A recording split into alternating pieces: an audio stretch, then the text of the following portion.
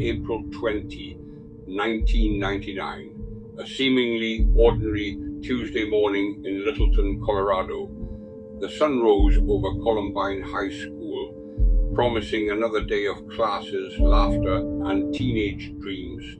But by midday, that promise would shatter into a million pieces, leaving an indelible scar on a nation's psyche. What began as a meticulously planned act of terror by two students, Eric Harris and Dylan Klebold, would unfold into one of the deadliest school shootings in American history, forever changing the landscape of school safety and the innocence of a generation.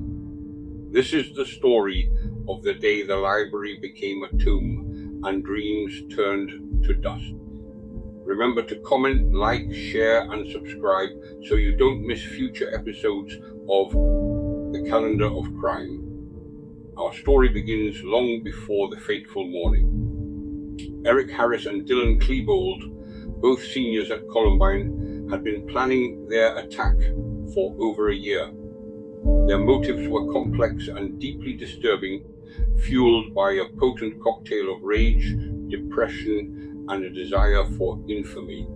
Harris, the more dominant and psychopathic of the two, meticulously documented their plans in journals and on his website, detailing their hatred for humanity and their elaborate scheme to outdo the Oklahoma City bombing. Klebold, often described as depressed and suicidal, was a willing accomplice.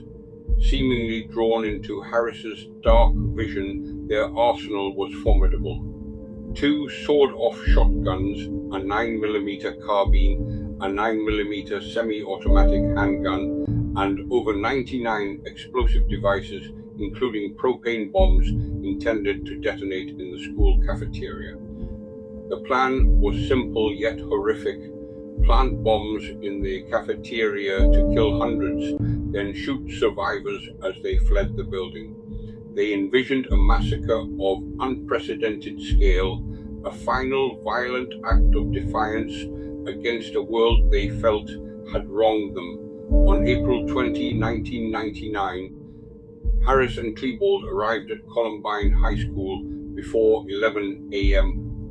They placed 2 20-pound propane bombs in the cafeteria, set to explode at 11:15 a.m.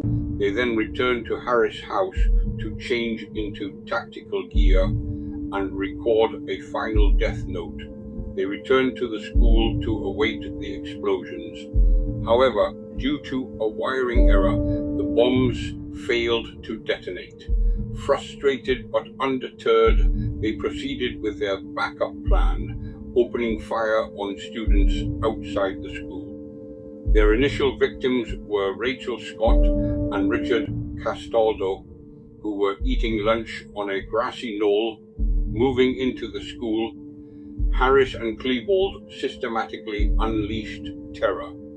They entered the library, where many students were hiding, and continued their rampage. In just a few minutes, they murdered 10 students and wounded many more. The library, a place of learning and quiet contemplation, became a scene of unimaginable horror. Students huddled under tables, desperately trying to escape the hail of bullets, while others played dead, praying for the nightmare to end. Law enforcement response was swift but chaotic. Initial reports were confused, with officers unsure if there were multiple shooters or a hostage situation. The active shooter protocol, now standard, was not yet in place, leading to delays in confronting the gunman. SWAT teams eventually entered the school, but by then Harris and Klebold had retreated to the library, where they took their own lives around 12:08 p.m., bringing their reign of terror to a tragic end. The Columbine High School massacre resulted in the deaths of 12 students and 1 teacher, Dave Sanders, and injured 24 others.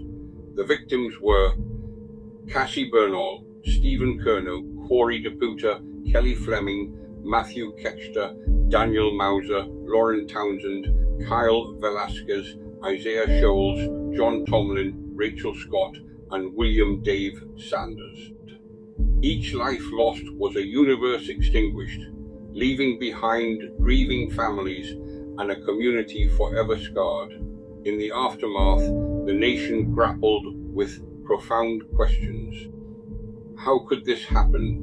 What drove these two young men to such extreme violence? The tragedy sparked intense debates about gun control, school security, bullying, mental health, and the influence of violent media. It led to significant changes in law enforcement tactics, with a new emphasis on immediate intervention in active shooter situations. Columbine became a grim benchmark, a name synonymous with school violence. Its legacy continues to shape discussions around preventing similar tragedies.